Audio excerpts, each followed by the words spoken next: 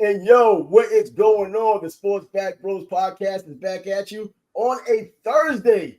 This is the summertime. The dog days are upon us. Well, next month in August, but the dog days of sports is right here in front of us as there's not much to talk about in terms of the mainstream sports. But guess what? There's still a lot to talk about, and one or two of the mainstream sports may be the reason for it, especially basketball. But not your typical NBA, even though there's something to say about that.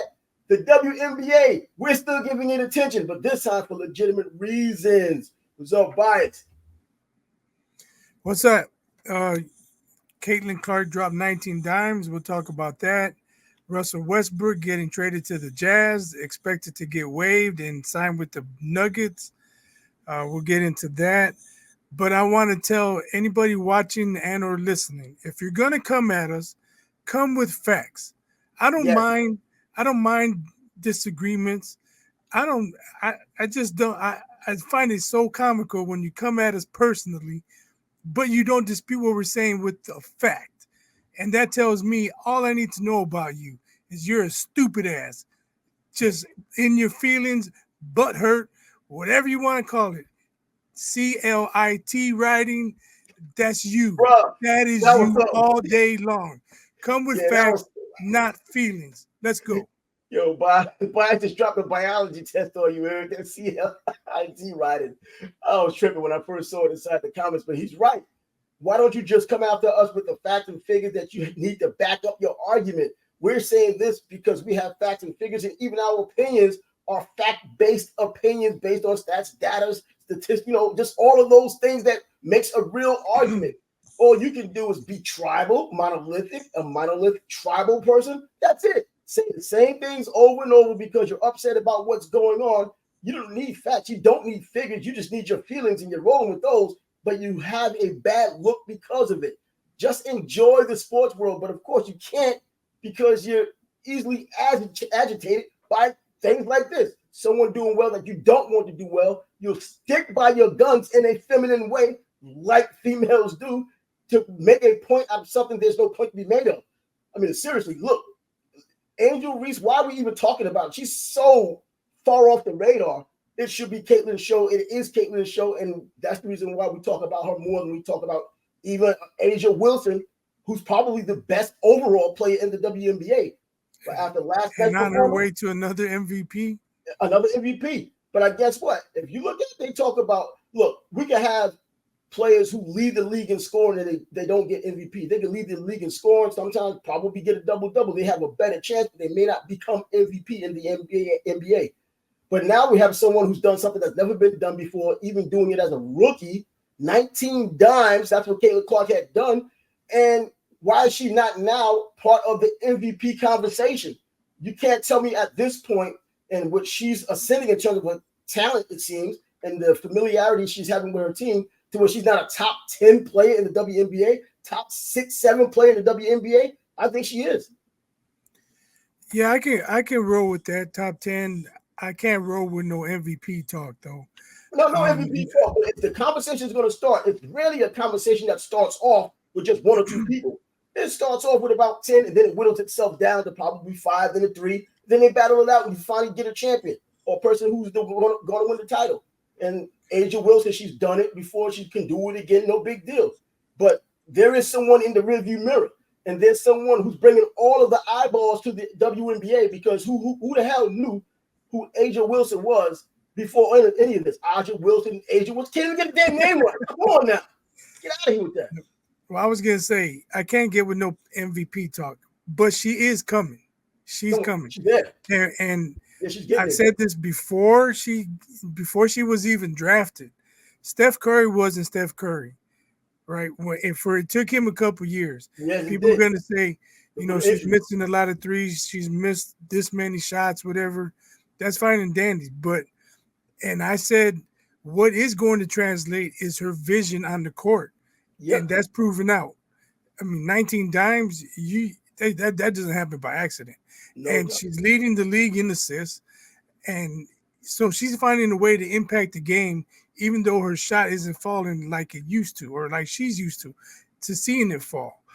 But once that shot starts falling, it's a wrap. It's going to be a wrap because she dropped 24 and she shot horribly from outside last night. So if she starts splashing threes like she did, or like we know she can, she's gonna be dropping 30 and 15. 30, it's not gonna be 13 and 11 like somebody. For real. And the reality also is that even though she did miss those 3-pointers yesterday, and the story is, at least going into not even just game, but during the season, she's only a 3-point shooter. We're seeing the difference now that she's not only a 3-point shooter, she's probably the most complete player in the WNBA because she has gotten her triple-double and she still gets her rebounds. She does have that vision you talked about, and she can score. And you see that second gear she has when she can score, when she goes to the basket. I watched it last night. She can get to the basket kind of unimpeded because they don't even make the move on her when all of this pressure is to stop her. Regardless of the team she had inherited because it was a horrible team, this team has ascended with her. And of course, her teammate Boston is doing as well too because she's getting those opportunities as well. She's not relied upon to do it by herself anymore. But even last night with the bad 3-point outing, she still was 52% from the field. That's still pretty damn good for a point guard, especially in the WNBA when she's just barely at 40% overall for the season. But she went to the basket more often. That's why when she got the majority of her points and she got some and ones. Yep. But the point I really wanted to make as far as her not being the MVP talk, her team has to win more. They lost to the Mystics, I think. They lost to the Mystics and now Dallas. Dallas, right. Two of the worst teams in the league. And yeah, they have wins over the Liberty, so I guess it kind of balances out. Seattle, but when you get those wins you're not supposed to, you shouldn't have the losses you're not supposed to. Yep, that's the truth. So they have to find some consistency. And I think with this break coming up, it's going to benefit Caitlyn Clark and probably Angel Reese, all the rookies more than anyone else because they had their college season, then they had a quick turnaround. Yep. But if Caitlyn Clark is finding her way now, and then they get more practice time, and she's got close to a month to rest. Woo! Next season, when they come back, watch out. Yeah, next year is going to be serious with her, man. She's going to get a complete rest, and she will go to the gym. She will have a legitimate workout regime. I'm not talking next year. I'm talking about after the Olympics. I'm saying I'm looking forward to even next year, how she's certainly going to be that player next year because of the complete time of rest, not having to worry about playing before going in. And I think it's a good thing that she probably may not go to the Olympics. It gives her a chance to rest again. It's nice for the optics for her to be there and to reward her for being the player she is as a rookie. But if she doesn't go, I think it's still no harm, no foul, and she'll be on the next Olympic team. In fact, she'll be on subsequent Olympic teams until she decides not to or something ridiculously catastrophic happens. But as it stands right now, she's playing well. It seems like she's getting better, and her team is getting better, and that shows through the record and the overall play of the team from last year to this year. She's the obvious common denominator. And Christy Sales, regardless of how well the team is playing when they do play well, she doesn't deserve the credit for the bonehead decisions she makes along the way during the season. She doesn't give Caitlyn the chance to run the team the way she should because her own ego, I believe, gets in the way. If she allows her to run it the way she can run it, the way she did it at Iowa, yes, it's not college basketball. But guess what? The reality is, looking at the WNBA more now than ever before, they're still pretty damn bad. I mean, it's still pretty freaking bad. They're not great. Nothing special about it. They're special players intermittently, but as an overall product, still not impressive. We already saw the clips of Angel Reese. I know early in the season, there were some plays where she was under fire because she didn't challenge them. There were clearly incorrect calls that were made, and she just let them go, and fans were all over her for that. And I remember different sport, but there were times when Lovie Smith, he was with the Bears. Yeah. He would challenge plays, and you would see the replay. I'm like, why is he challenging? And it would be like 7 minutes left in the first half, and it's not a critical call. And then he loses his challenge for the rest of the game. Like that's why Lovie got fired. I think they won 10 games, 9 or 10 games his last season with the Bears. But he was making some atrocious coaching decisions. It was time. So Sides, I don't know. She I don't see her drawing up good plays at the end of games. I don't see her finding ways to get Caitlyn Clark open for jumpers. It seems like it's all pick and roll. You got to mix it up. You can't just do the same thing over and over again, especially when Caitlyn's getting blitzed on every pick and roll. Yeah, and I still think drawing up the plays is where it comes down to. I think calling timeouts or getting reviews, that's part of the coaching, but I think her biggest problem and her biggest deficiency is drawing up those plays for her best player on the team, because I believe even right now, as a rookie, Caitlyn Clark is the best player on her team. So allow the offense to flow through her. And there's been times that she hasn't. In fact, a lot of times in which she hasn't done it. And the time that she may seem like she's kind of doing it, it's like Caitlyn's kind of taking over on her own, and she's doing it, or she's making chicken salad out of chicken crap, and she's making it happen that way. And she's been doing it that way. So it's like she's out there by herself. And someone mentioned, I think it might have been, I forgot who it might have been. I can't remember who it was. But anyway, they were talking about bringing in an NBA coach. Bringing an NBA coach, not another woman, not another WNBA coach, but bringing a male NBA coach to coach his team. Maybe, go back to Bill Laimbeer. He used to coach Detroit. But let another man come in here and coach. Mark Jackson is a name that came up, but the kind of money he might ask for is outrageous, and I think he deserves a shot in the NBA, not the WNBA. But regardless, if he were to come there, he's a point guard. He knows how it's done. He's going to know how to take advantage of his best product out there, his best player, and let her lead the team the way she should. She's not even the leader of that team in terms of the way you see this plays made up for her specifically for the majority of the time, and we see the results. Now she's going to have the turnovers because of the brick hands you talked about, and that's going to happen. But sometimes she makes mistakes as well because everything is not a drop pass. Well, let me say this before I ask you the question. For example, as far as Sides play calling or lack thereof, they needed a basket last night. I think they were down 2. And the only person that was open, because Caitlyn got blitzed on the pick and roll, forgive me, I can't remember, the taller white girl who shoots the 3-pointers. And she missed the shot. If it's me in the last minute of the game, it's either Boston inside, Caitlyn open for a jumper, or Kelsey Mitchell open for a jumper or driving to the basket. Those are the 3 options for the Fever, in my opinion. So I think that's where she's lacking. Not getting her best players the ball in positions to score at the end of games. Now, my question to you is, how grounded is Dawn Staley at South Carolina?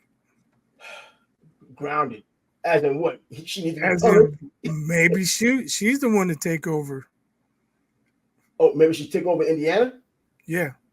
See, I don't know how that dynamic would work, because she's one of those kind of on the slide, not necessarily supporting Caitlyn Clark as well. She was one of these people who kept her off of the Olympic team. So I don't know if that dynamic works out. See, we watched guys. Yeah, Dawn Staley was one of the people that's on the board.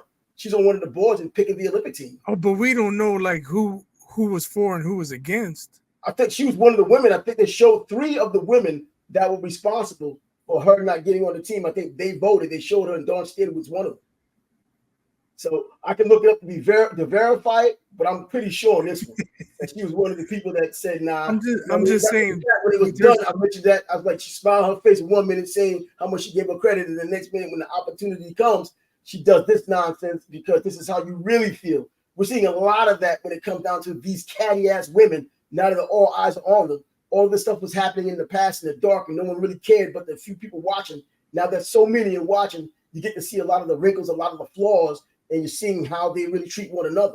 Yeah, but if she was your coach, she wouldn't do anything to slow her down.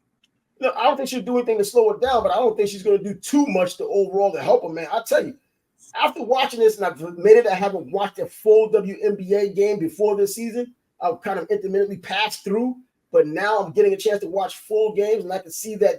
And then now even going with the stories to support it, so you have anecdotal evidence as well.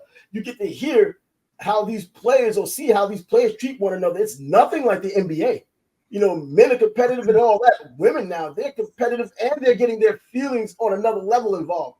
Yeah, men can yell and scream and fight, but it's different with these women. There seems to be such a distinct hate for whatever it is they're hating at the moment. And if it's Caitlyn Clark, we saw how they treated her. And it seems like these female refs don't mind the treatment that she was getting in Chrissy's side. Seems like she didn't mind either. I don't know, they just, so to me, the eyeball test is looking like they went into this with their minds made up of what they were going to do, and because of their overall feminine nature of being just so viscerally hateful towards one another when they are hateful towards whatever it is, they're treating her just like that. So I didn't get the game on until late, but I saw a video where people were going at McNutt because in the first half she was hating on Caitlyn. Since you watched, what did you notice? Well, yeah, I don't know if I should blow the spot. But the thing, I watched it on one of those YouTube channels, so it wasn't the official people that were doing the game. Oh, okay. Yeah, I'm shouted out like that. Come on, I'll pay for fights though. But anyway, yeah, so I didn't know what she was saying. But if it's coming from her, we already know where it's coming from. Just like Cheryl Swoops when she's talking nonsense about how she's going to pick a team or pick a player, or was it McNutt who's going to take a player based on the record? But now that the Indiana record's a little bit ahead of what Chicago was doing, now you might just change. Come on. Luckily, no one's going to know who she picked anyway. I think it's anonymous when you choose MVP or Rookie of the Year, whatever. I guess it's anonymous, so they don't know.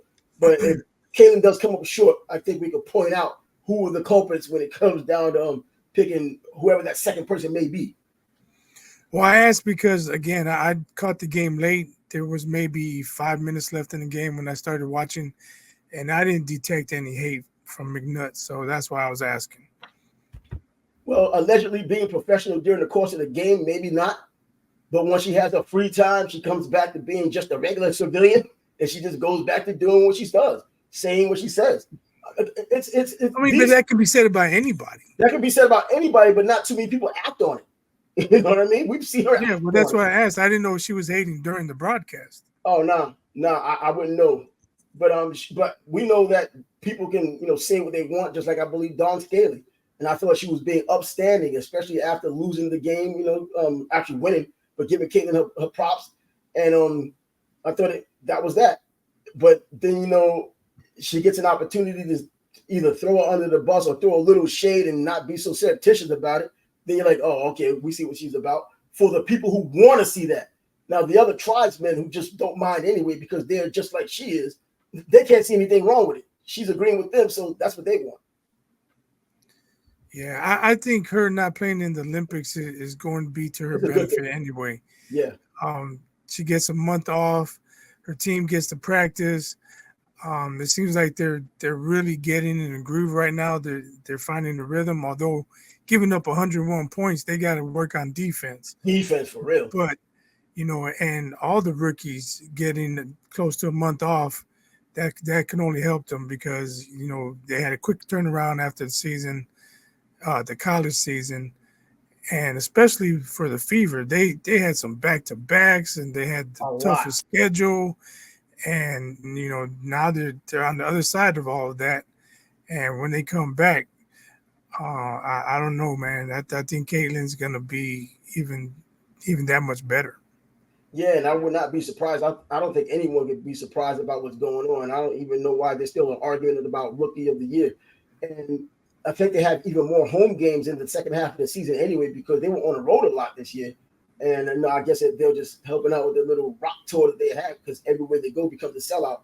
So they're on the road, and I think the WNBA set it up that way, so they can have a lot of road games. But they're coming back home, so there'll be home games. There'll be rest time, sleeping in your own bed, or at least your familiar circumstances in the surroundings, and you're better off that way.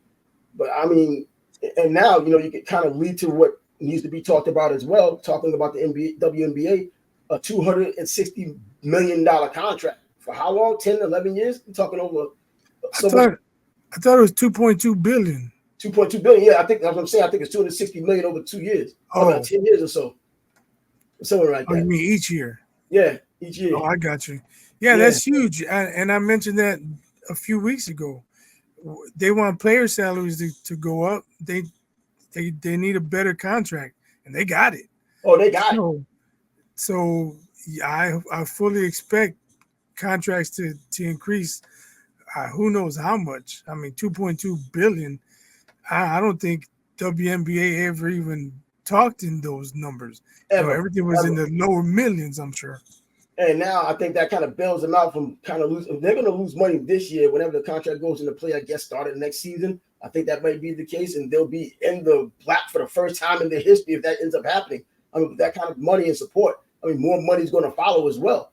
And they have one person to thank because it wasn't no coincidence, or it isn't a coincidence that it's happening this year. It hasn't happened in 26 previous years. This is the 27th year, and that common denominator is in your league right now. And she's responsible for all the eyeballs that are coming out. I mean, not every single eyeball, but come on, the majority rules here by a great deal, and that's what's going on. They have all of these people that are watching. Now the eyeballs are there that facilitate the money, the thing they've been complaining about for a long time. The time they've gone on men's podcast, basketball, talking about how we need to get paid the same when they just don't have the most basic idea of economics. You know, it's supply and demand. You had no demand for what you were supplying. Now there is, and there's in abundance, and the contract is proving it. They have a hard time, and I think it's a woman thing again, accepting that it's Caitlyn Clark being the reason why, and not the Asia Wilson, who's the dominant player and the best player in the WNBA. It's not her. No one knew most of these people. And if you knew a lot of them for the mainstream, you knew people like Diana Taurasi because she played at UConn on those undefeated teams. That's it. You didn't know her too much for what she did in the WNBA. That's why she went overseas to play as well. Yeah, Caitlyn Clark is the golden goose. There's no doubt about it. Yep. You can hate on it all you want. But I think the issue with a lot of people is we say that, other people say that, and they think, oh, but Asia Wilson's better. This person's better. No one's saying that she's the best in the league. Yep. No Not one's yet. She's coming. She is. But it's a fact. I go back to the All-Star votes. The leading vote getter last year was like 70,000. This year, Caitlyn Clark had 700,000 plus votes, man. Come on. Her teammate had second most. Right. So you cannot deny that it's Caitlyn Clark. It's the Caitlyn Clark effect. It's a real thing. It's a real thing. And people, I know why, and I wish it wasn't that reason, because if the shoe was on the other foot, we'd have people taking knees and getting dirty all over the place for that happening the way it would happen. But just take it for what it is. You're the beneficiaries of all of these things that are going on now in the WNBA. This is your golden era finally, because the golden goose laid her egg. And you don't want to accept that. And then you get these I don't know what, these fans, if you want to call them that. I don't even know if you call them fans, because they're not really giving a damn about basketball. They're giving a damn about whether you're black or white and why you're succeeding if you're black or white. You know, instead of just looking at the game and just enjoying the game and just having your usual banter, even if you're just going back and forth and fun, or even if you're a little bit more temperamental about it. Why does it have to come down to that part of it? And in almost every argument, you see that. And then you know what? And they keep pointing to Caitlyn Clark fans. Now I go to these rooms still. Caitlyn Clark fans aren't talking about the other person. You go to the other person's chat, they still talking Caitlyn Clark instead of allegedly celebrating this person that they're so-called covering or caring about or supporting. I'm not the guy to do it, and I don't think you are, because you haven't been watching the WNBA. This is my first year watching the WNBA, and I don't even watch the WNBA. I watch the Fever games. That's it. I'm on record. Yeah, I fell in love with her highlights at Iowa. That's the only reason I watched Fever games. We know from the beginning. The other night, the Sky were playing somebody. I said, well, let me see what's going on. And that was the game when they broke Angel Reese's double-double. When she was upset. She broke her own double-double. She shot 3 for 13.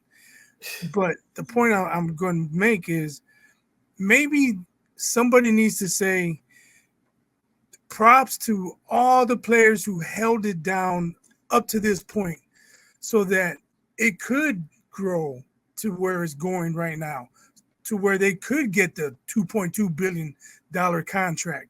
You know, the Candace Parkers, the Lisa Leslies, Rebecca Lobos. Yeah. I'm going to run out of names real quick. Like I said, I never watched the WNBA. But, I know there's been a lot of players who held it down for a long time. And maybe that's what people are wanting. They want those ladies to get their flowers. Well, I don't know, because even looking at that and being nice and magnanimous about it because of that sounds good, but who's really holding it down? Maybe Michael Jordan, maybe Kobe Bryant, maybe Shaq. That's holding it down. That's true. That's true. Because yeah, you're right. Because they've been losing money. And David Stern, he held it down. I remember he would go to Jim Rome's show, and of course, Jim Rome back in the day was not politically correct. He would say what he says, and David Stern would just get pissed off on the show about it. You know, yo, come on. But why are we still got this WNBA going on there? Stern's always trying to laugh it off, but there are times he just got pissed off like, yo, bro, stop talking about that already. But that's true. The NBA has been holding it down. Like you said, you don't name as many players because, well, no one really knows those players who, look, being a star player means that you're probably mainstream. You don't really have to watch the sport. Like, you don't have to name a lot of golfers, but you knew who Tiger Woods was. You know what I mean? You didn't have to watch NASCAR back in the day, but you know who Dale Earnhardt Sr. was. Or even Richard Petty. If you just didn't watch anything, you still heard those names enough. Now, we're talking of women that we're just kind of getting to know now in this getting to know honeymoon phase, and they're putting up their worst efforts in terms of the way they're acting outwardly for people who are watching and people who are possible sponsors. Now, they did get their money, but it's still because of Caitlyn, not because of the savagery they've been doing this season, showing people exactly how they're playing and saying, that's always been the physical nature of our game. I can't tell you it wasn't because I didn't watch it, but I'm watching it now, and it seems like it's so obvious that when Caitlyn was getting fouled and there weren't fouls being called, it was specifically towards her because we heard the same rhetoric before she came out of college. This isn't going to be college basketball. It's going to be physical, and everyone's physical with her, not too physical with anyone else.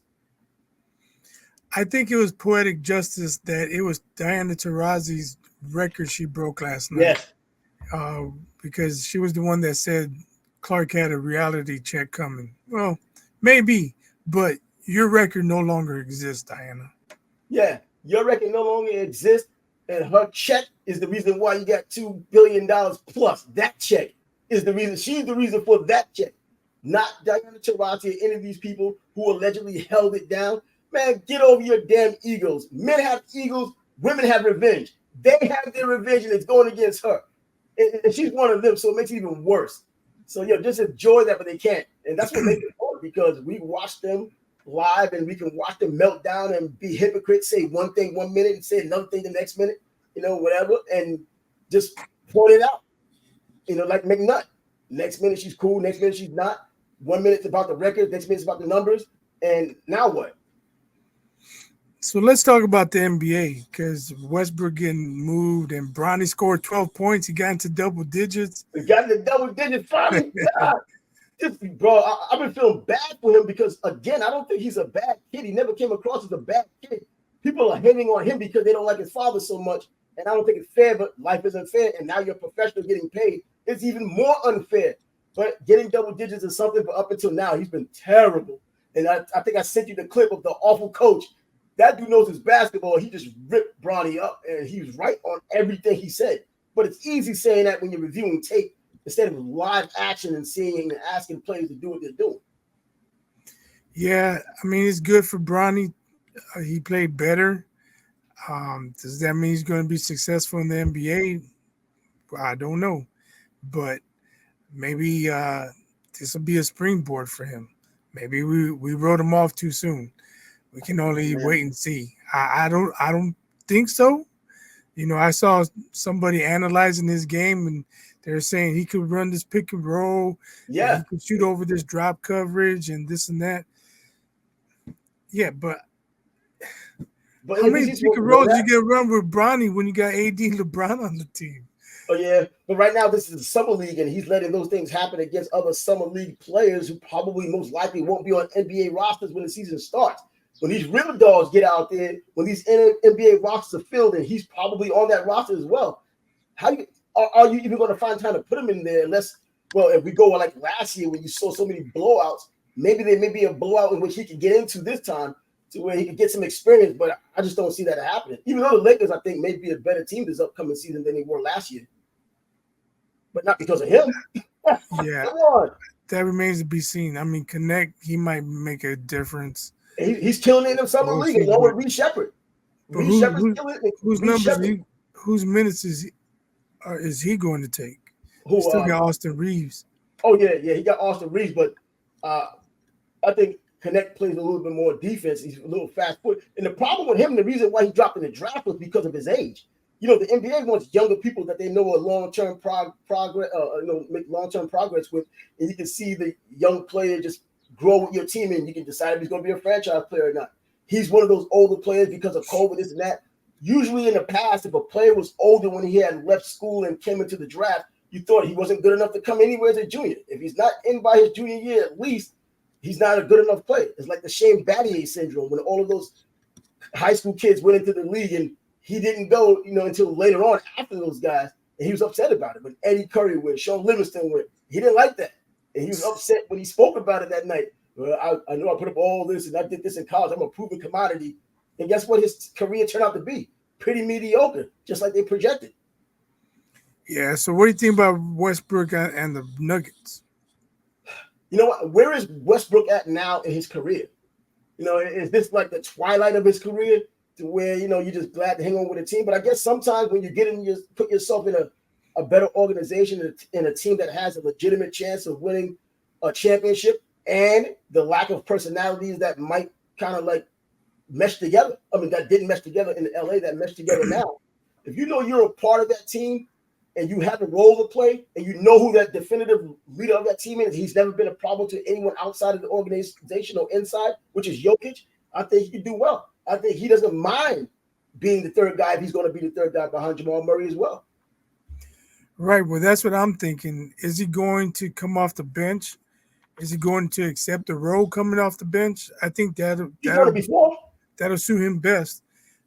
They needed some depth.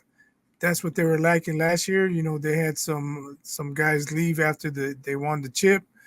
Yeah. So he can run with the second unit. He can still distribute the ball. He can push the ball still.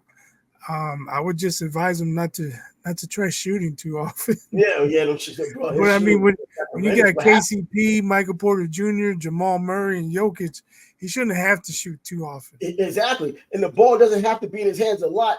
As the veteran that he is, he could come in and do that spot duty and be efficient for short periods at a time, because we also know even at his best, he was still turning the ball over. So now he's at a point where he doesn't have to have the ball in his hands and it's not completely falling on him. You mentioned all the guys in front of him or guys that are there that are the incumbent. Yeah, but if the ball's not in his hands, he's not a spot-up shooter. So what's he going to do? Drive to the rim. Drive to the basket. Well, then he has the ball in his hands. No, I mean, drive to the basket the times he does have the ball. He doesn't have to be out there for 20 minutes, 25 minutes a game. Oh, but I thought I heard you say he doesn't need the ball in his hands all the time.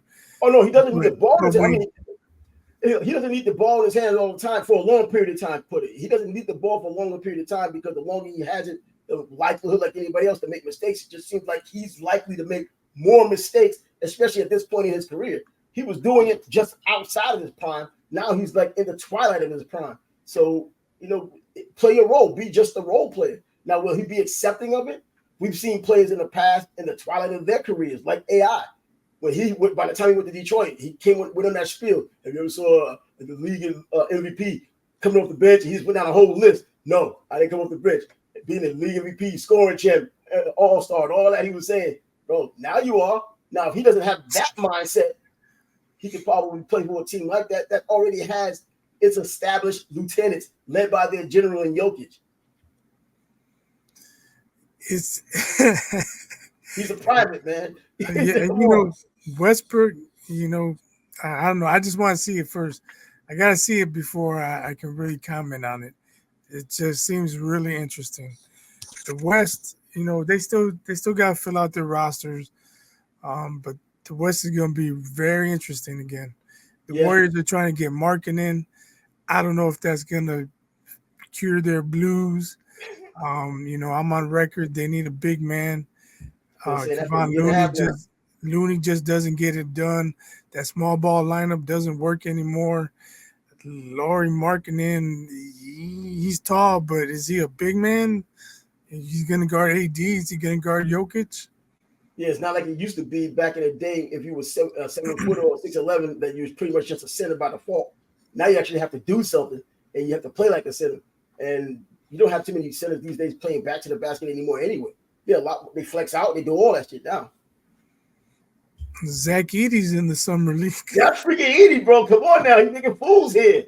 Yo, this slow ass dude, man. I didn't think Zach Edey would. Look, I thought the summer league was going to be the league, even though it's not the NBA. I thought it would be the time to accentuate that, okay, he just isn't it. But apparently, he's shown something. I'm not saying he's going to be an all-star, but he is leading in terms of being the rookie of the year. He's leading right now. Is he? Yeah.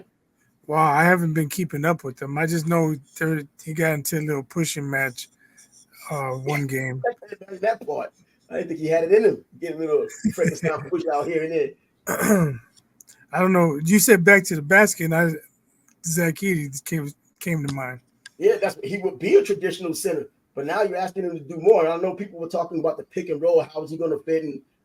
Because it's his slow feet. But right now, at least, if you're looking at the incremental improvement, and it starts with the summer league, he's doing what they're asking him to do. Now, I never had a problem thinking that he would do what they asked him to do. I don't think he's that type of guy that kind of goes out of bounds from what he's supposed to do within the structure of a team. They tell you this is your role, he's going to do. He's not going to try to do anything more, but he's going to play as hard as he can with what they're asking him to do. And so far, so good. Now, the next summer league, when he wasn't expected to play as well as he's playing, and he's coming to the league, he's playing pretty solidly, incrementally improving, showing right now that he at least belongs as a lottery pick. I don't know. He wasn't expected to go to lottery, but he ends up going anyway. But he's so-called far making up a nice pick. I mean, he's not necessarily Sean Bradley. I'm not sure what happened, but I got a Bleacher Report notification. Zach Edey exited the game or something. Oh, come on. We didn't give this guy some bad karma saying, you don't belong in the NBA. You're right. Let me leave. Let me go. Oh, man, I can't find it now. Hopefully it's nothing serious, man. I hate especially the preseason. And, I mean, this is like super preseason. Playing in the summer league. What the heck? Man, no, I can't find it. Anyway, I hope he's okay. Yeah, I don't wish any ill will on him. You know, I'm a Purdue fan, but I just don't think he's going to make it in the NBA. He's just too slow. Now, you think he won't make it as a quality player, or he just won't stay in the league long? Because Kwame Brown wasn't supposedly a quality player, but he hung around for over 10 years. How much did Kwame Brown really play, though? Because when Edey's on the court, pick and roll his ass all day. Connecticut did it. And that's so what happened? He was the only guy on that team that they just let him score. They let him get himself tired, just dominating how he was dominant. They allowed him to be I mean, on defense, he's a turnstile. People are going to go around him too easily. And then on offense, are you really going to dump it into the post to him often? Now, he's a big body. I mean, he's not a thin guy. Oh yeah, he's thick. He's 7'4". He's going to take up a lot of space, but you know he's not very athletic. I don't even know if he's going to be a really good rim protector. Well, and with these taller guys nowadays, you know, stretch 4s, stretch 5s. Yep, like Porzingis. They're going to spread the floor, and they either going to take him off the dribble, or he's not going to be able to contest 3-pointers often. Well, skip rope, man. Skip rope. Skip rope does for your feet what the speed bag does for your hands. Skip rope, get quicker. If he hasn't done it by now, if he isn't as quick as he needs to be by now, I doubt he's going to get a whole lot quicker. But right now, he's doing what he's supposed to do in the summer league. And you would think that moving on, getting acclimated, I don't even think the NBA is a matter of getting used to the speed of the game, because you have some college players who are just fast. They just aren't as talented as NBA players. But, you know, getting acclimated just to style of NBA play, being more physical than it is in college. And I think his body's made for that. I think he could be serviceable. Getting double digits, even if he just averaged 10 points a game and get about 7-8 rebounds, I think that's a good year for him, or a good time for him if he could do it throughout his career. I mean, it's all about what I just think he's going to be too much of a liability on defense. Defensively. Yeah, in a league now that's all about offense, because these guys are just phenomenally athletic. Even Jokic, as slow as he is, he's still getting his points because he might be the best defender on Jokic, though. He plays in slow motion. and he's 7'4" with the long arms. He might But he be, figures it out. Jokic is yeah, slow but motion, but he's like his basketball IQ's through the roof, and you think there's well, no yeah, athleticism he's there gonna when you're do the covering him. pump fakes and up and unders and stuff. But I'm just saying, these quicker tall guys can't guard him. That he just shoots over him. I don't know if he can shoot over Edie being 7'4". Well, yeah, that may be a remedy there, but well, we'll just have to wait and see about that, man. Because Jokic, with his third MVP now, certainly going to the Hall of Fame now, and a champion with probably more championships to go, being the leaders in the clubhouse right now in the preseason. So if you have your futures bets going, it's Denver right now. And with Westbrook being added, just that veteran, I'm not going to say leadership because no one's ever said he was a leader, but just that veteran presence, having someone there to kind of pick up the slack. I mean, that Denver team looks like it may just be the team to beat, even though I still think that the Celtics may be the team to beat. Not just in the East. I think overall, they could be number one. I think it'll just come down to the matchups because I'm not sure any other team in the West could have beaten the Nuggets other than the T-Wolves because they got the 3 7-footers to throw at Jokic. Yep. I don't know if Dallas could have beaten them. Maybe, they had the young guys catching alley-oops and stuff, but that's not the same as slowing Jokic down on the other end. How about with the Celtics, man? I think the way the Celtics played, especially, what gets lost is how dominant they were throughout all the series they played in. With the limited Porzingis? A limited Porzingis. I don't know if they'd have been able to beat the Nuggets. With a limited Porzingis, but now next year you would assume that by the halfway point, Porzingis should be coming back, should be fully healthy. The Celtics should be in the thick of it unless something else catastrophic happens with some of their key players. If they have what they have right now and Porzingis does come back at no one's ever 100%, especially coming off the injuries like he has come off of. But even we saw already what he was able to do just coming off of 38 days, not exactly 100%, dropping those 20 points in 20 minutes and setting the tone for the whole championship series. We already saw what he can do. With him involved, with the rest of that team being what it is, I think they do not. It just sets up for an excellent finals if those two get together under that pretense.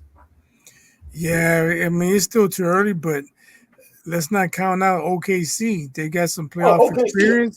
They added Caruso. Yeah. He's not quite Drew Holiday, but he brings that element, toughness on defense, can score a little here and there. And that's a team that sorely needed that. Yeah, I'm on that bandwagon when it comes to with the OKC. I was on that bandwagon before this season started. And Minnesota's still a menace the way they are. They just got to figure out, like you said, how to have some killers or be that guy on the team and not just one dude. They have to have the closer, which they didn't have. And that's why they did it against one team, which is Denver, and they didn't do it against another team, and against Dallas, which was surprising, who did at the time have closers, but closers and cheap clothes, as we realized when they played the Celtics. I think DeMar DeRozan to the T-Wolves, that was the move. Like, really? That's the guy they needed to take them over the hump. Oh, yeah, he's in Sacramento. We'll see how that works. Sacramento, let's not forget them. Exactly, yeah. Sacramento, man, with him out there. Now, what we're kind of forgetting about, which we kind of jumped on last year, I don't even think it was premature. It was legitimately until we saw it didn't work out, was with Dame going to Milwaukee. Another year with Milwaukee, another year in Doc's system, which is supposed to be a defensive-friendly system. The reason why he was allegedly hired to begin with, rather than just having money to burn. And Giannis now, is Giannis still the same player? I just don't see it. They didn't play enough defense. I don't see them being able to play better defense. They can still add a piece here, a piece there. I don't know the health of Middleton. If Middleton's not 100%, he's not reliable, man. He's right. just not reliable. I don't see them beating Boston. They or even the Knicks now, bro. They may not even be Philly or the Knicks. Philly now, will Philly have what they have? Paul George going over there? So, yeah, man, the East is going to be something else this year. I thought it was pretty good last year in the beginning when I was telling you that the East is better than the West, man, and it looked like they were on the surface, but from top to bottom, the West started showing up as every game got played, the season started going on. We realized that the West was serious from top to bottom. But even though the East did win, a team from the East won the championship, it was because of that top-heavy East that had done it, not from top to bottom being the team. the Miami Heat didn't come in as an 8 seed this past season. And I think now I'm still skeptical about the Knicks being a number 2. But you have the Celtics and allegedly the Knicks, and now you have Philly. Man, that looks pretty good. Top heavy teams. Yeah, it's gonna be interesting. Yep. So, yo, we're gonna have to shut this down now, man, because nature's calling. I mean, Mother Nature. We got some rain that was coming down, electricity